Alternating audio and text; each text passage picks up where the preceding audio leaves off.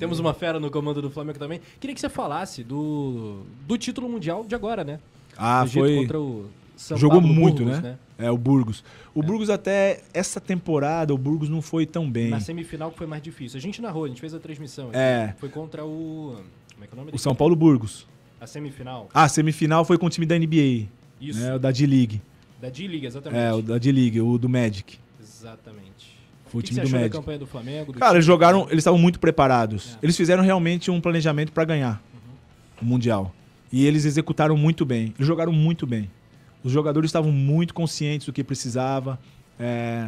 O Zamalek foi o time que nós perdemos na Ball, né? O time do Egito. Ele se classificou porque eles ganharam a competição que nós jogamos, que é a Ball. E nós perdemos só esse jogo para eles na semifinal. Eles fizeram a final contra o time do Monastir, da Tunísia, e ganharam e foram jogar Intercontinental. Senão, poderia até estar jogando lá também com o meu time na Intercontinental. Mas eu achei que o Zamalek também mudou a estrutura deles jogarem, mudaram os jogadores. Jogando como local sempre é difícil, mas o Flamengo acabou não cruzando porque o Zamalek perdeu para o Burgos. E aí fez o Flamengo e Burgos a final. Achei que foi muito determinado, jogou muito bem. Eles fizeram uma estratégia de jogo que deu muito certo. Acho que, na minha opinião, foi um dos melhores jogos que o Flamengo fez na temporada. Um dos melhores jogos. Eu acho que aquilo ali realmente eles mereceram. Muito merecido. Né? Muito merecido. Sem dúvida nenhuma, era o melhor time daquela competição, sem dúvida nenhuma. E eu acho legal assim que você estava falando dessa coisa do legado vencedor, né? Que você acabou deixando. E como é que é pra você, assim, esse lado, você continua acompanhando, né? Agora como espectador, como torcedor também, de estar de fora, vendo... Dá pra acompanhar mesmo lá na... Acompanhar. Porque 4 hoje é horas muito fácil, acho que é até melhor, né? O horário do... Eu gosto de assistir assim também. Pra mim eu gosto de ver, de acompanhar, principalmente essas competições que a gente já fez parte. Né? Então eu gosto de ver. E hoje o acesso é muito fácil, né? Hoje você consegue ver... A gente tem lá, eu tenho uma TV que lá no... O cara é tão tarado em basquete que antes da gente entrar no ar ele tava assistindo, né? Tava assistindo LDB, Flamengo e Pinheiros, tava assistindo lá LDB. Eu gosto de assistir, eu gosto de ver basquete, acho que a gente sempre pode aprender. Acho que as coisas estão muito modernas. Hoje eu vejo aí os treinadores jovens aí, né? Por exemplo, o Fernandinho lá do Palmeiras, do Flamengo, que foi meu assistente. Tava no Minas e agora depois foi pro Flamengo, foi meu assistente lá antes de eu sair. Hoje também assistente do Gustavo, agora assistente da seleção brasileira. Acho que eu fico feliz assim quando eu vejo treinadores, o Galvani, que é um treinador jovem também, que foi meu assistente lá no Joinville, que eu acabei pegando ele apareceu ali, era um ex-jogador. Eu falei, cara, começa aqui. Aí ele ficou. O Rodrigo Galego também, que teve no Flamengo na LDB, agora acabou sendo campeão da LBF, que é a Liga Feminina, né? Liga Nacional Feminina. Foi campeão agora com o Sampaio Corrêa. Então, assim, a gente vê esses treinadores jovens dando fruto, pessoas que a gente conseguiu, né, dar uma empurrada aí, sendo vitoriosos agora. Eu acho que tem uma safra boa que sempre pode acabar ensinando a gente. Então a gente vê coisas, por exemplo, o Galvani, que saiu agora, estava no Corinthians, foi treinador da seleção brasileira sub-18, vai para o Mundial agora sub-19, e agora está indo para a D-League, né? Um time da D-League, que é da NBA. Então é legal você ver assim, a evolução de treinadores que são jovens, então a gente sempre pode aprender. E eu gosto de assistir, para que sempre aparece alguma coisa interessante. E você estava falando, né, da NBA. O que diferencia assim, os americanos serem tão bons em basquete? Assim, é um negócio impressionante, assim, a disparidade do esporte que eles praticam, né, lá.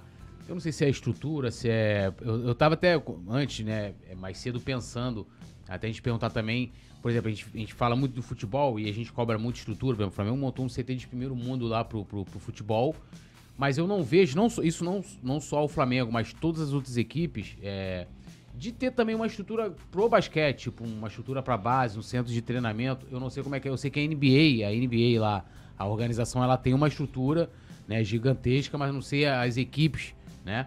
É só isso, ou os caras já, sei lá, o americano já nasceu dotado mesmo do talento? Cara, eu vejo que é uma junção de coisas aí. Primeiro, sem sem dúvida nenhuma, que eu acho que o aspecto principal é a questão da cultura do esporte e a cultura do basquete que existe nos Estados Unidos. Então, isso aí é uma coisa que vem desde a formação, né? Desde a escola, lá quando eles entram no pré, lá na infantil mesmo, lá embaixo.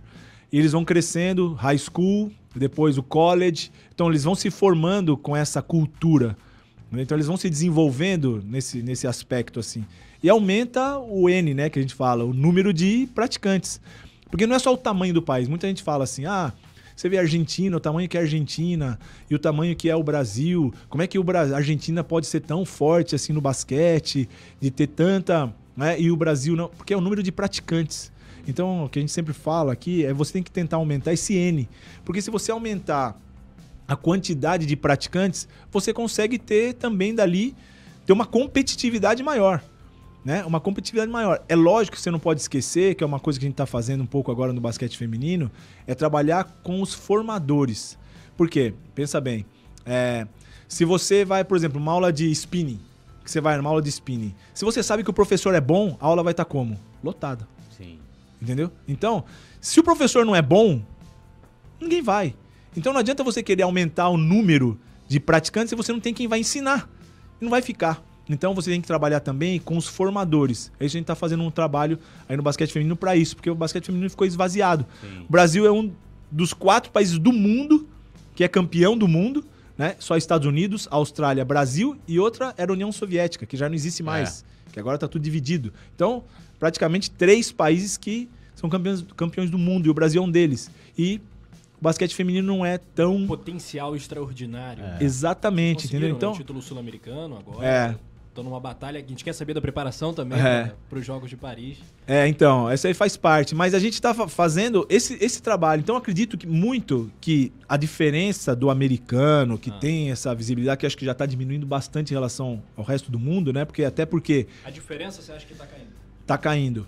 Está caindo porque se você pensar, pensa nos MVPs da NBA.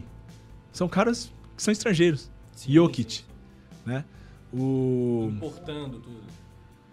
Como, produção? Antetokounmpo. Hoje eu tava vendo o jogo lá também, que foi um pouquinho antes, da Sérvia e Grécia. Sérvia com Jokic e a Grécia com Antetokounmpo.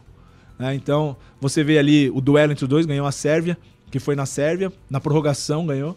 Então, você vê ali que já tem duelos de MVPs da NBA. Então, saiu um pouco, né? Tanto é que os Estados Unidos, ele foi campeão olímpico agora, mas você vê que já tem... Eles perderam para a França na primeira fase. Então, você já vê que tem uma competição maior ali entre eles, né?